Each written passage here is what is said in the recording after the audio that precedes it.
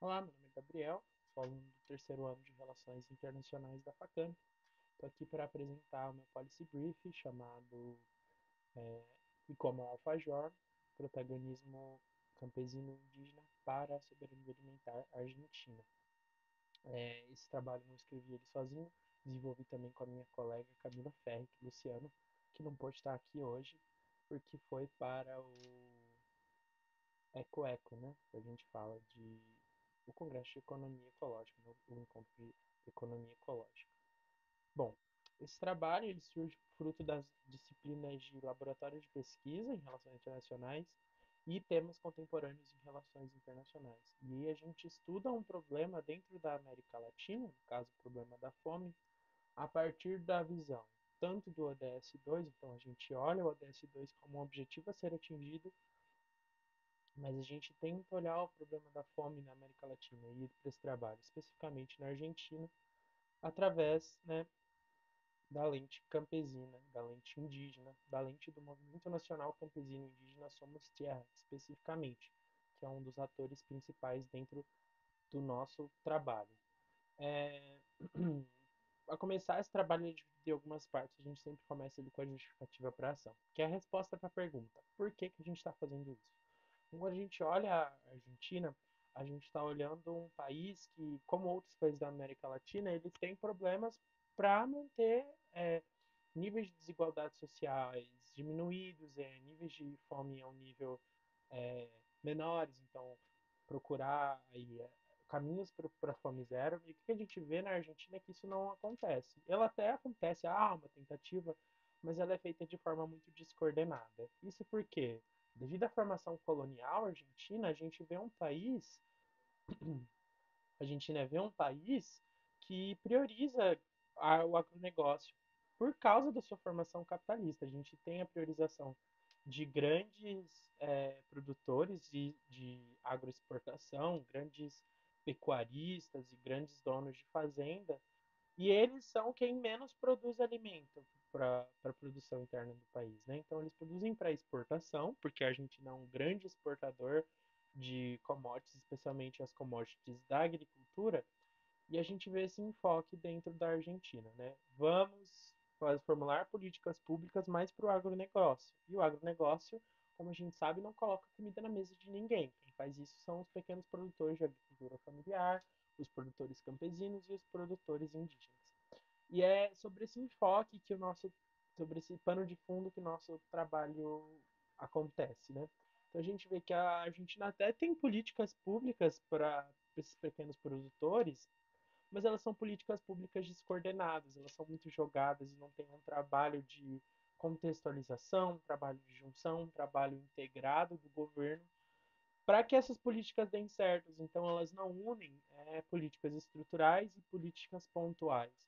São políticas puramente pontuais e isso não resolve nenhum problema de forma duradoura, né? Nisso aí a gente analisa algumas das opções políticas, né? Porque a gente está analisando tudo isso sobre o pano de alguns atores, né?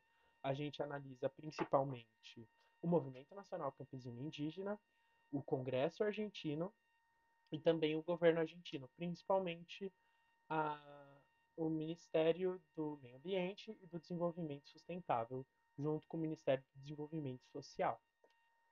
A gente olha esses níveis de análise que a gente tem, nível alimentar, econômico e a dimensão alimentar, a dimensão econômica e a dimensão territorial, porque o Movimento Nacional Campesino Indígena é um movimento socio-territorial.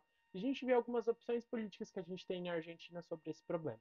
Primeiramente, a gente tem o que a gente chama de ProHuerta, que é um programa do Ministério do Desenvolvimento Social, que ele aplica os princípios da agroecologia para formulação de políticas públicas. Então, a gente tem algumas hortas comunitárias, a gente tem essa promoção de soberania alimentar, que é um caminho para a segurança alimentar, que é um caminho para atingir as metas do ODS 2, através desse programa. A gente tem a mesa agroalimentária também, que é um espaço que não é institucionalizado para que vários movimentos campesinos e indígenas debatam suas ideias e proponham propostas para aumentar o nível de segurança alimentar e soberania alimentar na Argentina. E a gente tem as leis de terras, né? que diferente do Brasil, por exemplo, a Argentina não tem uma constituição ou uma institucionalização de uma lei territorial, de reforma agrária e etc. E aí, como recomendações políticas, a gente tem a principal. Então, a gente pega a mesa agroalimentar e a gente vê que todas as nossas recomendações partem disso, né? A gente pega a mesa agroalimentar e a gente pensa, vamos institucionalizar isso, vamos fazer com que isso seja, como no Brasil, o Conselho Nacional de Segurança Alimentar e Nutricional.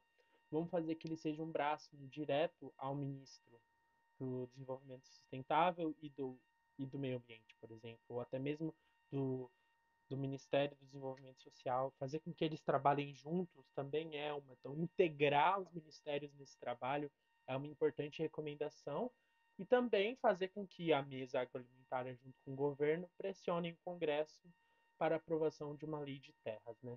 Então, integrar os ministérios, institucionalizar a mesa agroalimentar e também pressionar o Congresso para a reforma de uma lei de terras, uma reforma agrária. Esse é o nosso Policy Brief.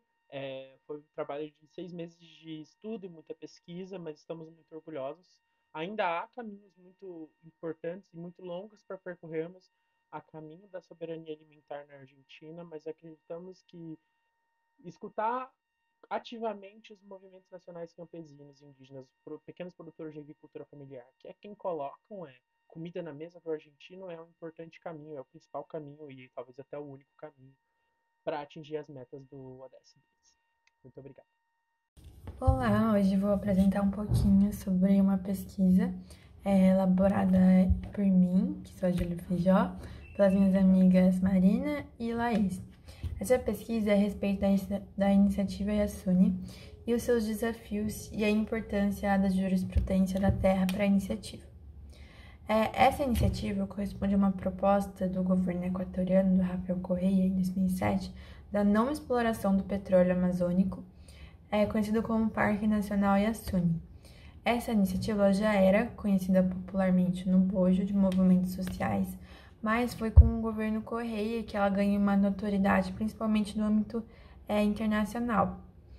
Isso porque a filosofia contida na Carta Magna, elaborada durante o governo do Rafael Correa, que corresponde à nova Constituição Equatoriana, incorpora a filosofia do bem viver, que é proveniente de povos originários e que preza pela aproximação dos seres humanos com a natureza, entendendo essa como um ser vivo que possui valores e direitos. A cosmovisão incorporada pelo Equador realmente significa uma mudança civilizatória, abrangendo todos os setores da sociedade, a cultura, a política, a economia.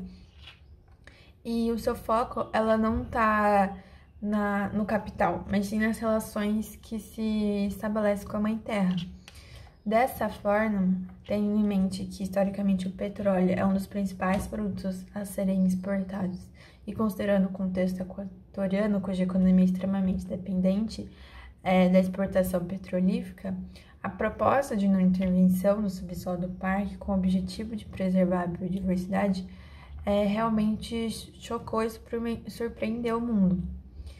Então, a gente tem que entender que o governo Rafael Correa se estabelece no movimento de da Onda Rosa na América Latina, porque o Equador passava por um momento de instabilidade devido à aplicação de medidas neoliberais no país que não estavam surtindo resultado. Assim, o Rafael Correa, que é um governo de centro-esquerda, foi eleito em 2007 com a proposta da nova Constituição, que é a Carta Equatoriana de 2008, que também se tornou um símbolo, porque ela é a pioneira, já que é a primeira que engloba os direitos da natureza legalmente na Constituição. Nessa conjuntura, a partir dessa filosofia do bem viver, que o documento foi regido. E o paradigma retoma a cosmovisão de povos originários da região amazônica e andina. E ao resgatar esses saberes, se entende que o indivíduo não é superior à natureza, mas ele coexiste com essa, sendo parte do ecossistema. E essa interpretação também faz um questionamento da questão do desenvolvimento, porque ele é uma forma de imperialismo que é imposto a diversos países, principalmente não eurocêntricos, então da América Latina, enfim. Nessa conjuntura, após a nova Constituição ter sido formulada, a partir da incorporação do bem viver, pautado em um paradigma da harmonia com a natureza, a iniciativa passou a ganhar mais forças em duas frentes distintas que se interligam. A primeira é a inclusão da jurisprudência na natureza no âmbito legal do país, permitindo a defesa da biodiversidade, agora reconhecida de forma oficial, criando os mecanismos constitucionais para isso. E a segunda é o fortalecimento de movimentos sociais, que já defendiam o território a partir das suas próprias visões e que nesse momento ganhou muita voz e uma ferramenta para continuar lutando. No que tange à iniciativa, antes mesmo da Constituição ser reescrita, sua pauta já havia sido apresentada na Agenda Internacional em 2007, o ano que o Correia propôs às Nações Unidas a criação de um fundo financeiro que pudesse arcar com as perdas econômicas que a decisão de não explorar o Parque Nacional poderia causar. Mas por que ter que criar esse fundo? Por que também proteger o parque? Primeiro, porque o Parque Nacional Yasuni é considerado pela Unesco uma reserva de biosfera humana, desde o ano de 1989, tendo visto a quantidade da fauna e flora. E, em segundo lugar, uma importância ambiental é que o Yasuni era o lar, e ainda é, de povos indígenas que vivem isolados de forma voluntária há muitos anos. Mas, apesar da criação desse fundo pelo PNUD ter repercutido pelo mundo de uma forma positiva, a comunidade internacional acabou não colaborando monetariamente da maneira esperada para o fundo. Foi arrecadado muito pouco em relação ao que se esperava, o que levou, no ano de 2013, o abandono da iniciativa por parte do governo. E essa decisão permitiu a exploração da região e leva o questionamento de quais elementos realmente falam mais alto. Desculpa. Dessa forma, é importante entender o papel do petróleo na economia do Equador, olhando para o contexto histórico, a fim de entender a raiz da subalternidade dos povos habitantes da região amazônica e suas contradições sendo parte de um Estado moderno. Com o fracasso da conquista, o apoio internacional transpassou no discurso governamental um novo tom para o debate. O projeto, que havia supostamente construído nas bases para a preservação e fortalecimento da vida a partir da cosmovisão do bem viver, mudou radicalmente, evidenciando então a lógica economicista dos moldes eurocêntricos capitalistas. E além disso, se utilizou um discurso de tecnologia para tentar minimizar as perdas ambientais que seriam feitas com a exploração do petróleo. Então, a partir disso, nesse ano... Olá, hoje eu vou falar um pouquinho da pesquisa a respeito de Belo Monte, elaborada em conjunto com os meus colegas Enzo, Sabrina e Laís. Bom, nessa pesquisa a gente tinha o foco de entender alguns dos problemas da usina de Belo Monte. E para uma contextualização geral, a gente precisa entender que esse é um projeto que veio desde a época do governo militar, mas que acabou não indo para frente e que só foi realmente retomado durante o governo Lula e efetivado no governo da Dilma. Então foi quando a construção acabou no governo dela. Esse projeto ele era muito justificado pela necessidade da busca do desenvolvimento para o país, mas ao se olhar mais de perto, a gente acaba percebendo que ele traz muitas consequências graves para a questão socioambiental e para a questão ambiental mesmo também. E a gente acabou fazendo um paralelo com o ODS-7 da ONU, que é a respeito da energia acessível e limpa, porque apesar da hidrelétrica ser uma fonte acessível e ser uma fonte limpa, olhando o ODS também, a gente percebe que existem lacunas sociais e ambientais nele. Então, observando as consequências da usina de Belo Monte, existe uma mudança do fluxo natural do rio. Portanto, agora as comportas da usina, elas controlavam o fluxo, então a empresa Eletronorte, que era responsável, controlava por meio do hidrograma de consenso.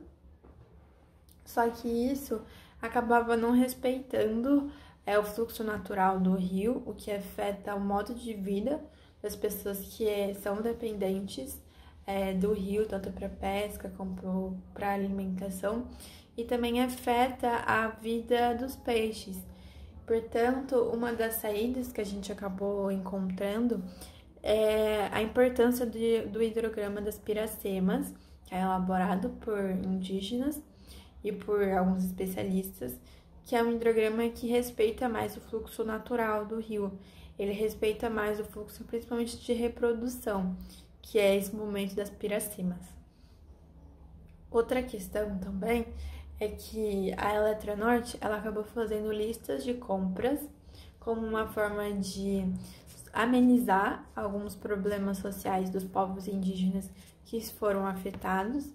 Só que o que aconteceu na verdade foi que vários produtos, como a televisão e alimentos industrializados, foram fornecidos, só que isso afetou de uma maneira muito drástica na forma de vida deles, acabou prejudicando, porque agora eles estavam mais ligados a objetos que eles não tinham contato antes e que acabavam prejudicando essa cultura.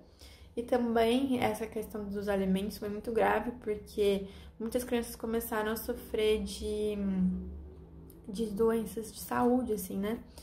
Então, ao invés de amenizar, acabou agravando as consequências de Belo Monte, acabou piorando a situação. Então, o que a gente percebe e que a gente ressalta no final da pesquisa é essa questão, que apesar da usina ser a respeito do ODS 7, existem lacunas sociais e ambientais em relação a isso. E agora fica um questionamento de como o governo Lula vai lidar com a usina, porque ela já foi construída, suas consequências já existem. E tem uma certa contradição, porque é um governo de esquerda que se relaciona muito com pautas no seu discurso sociais e ambientais, a proteção destes e da necessidade do cumprimento dos direitos humanos, mas na realidade a usina acabou sendo uma violência institucionalizada por parte do Estado, porque ela ameaça a forma de vida dos indígenas e eles dependem dela, dessa natureza, eles têm uma relação especial com a natureza, né? Então, com a volta do governo Lula, fica o questionamento de como ele vai lidar com essa questão agora, já que acaba sendo um calcanhar de Aquiles para os governos de esquerda.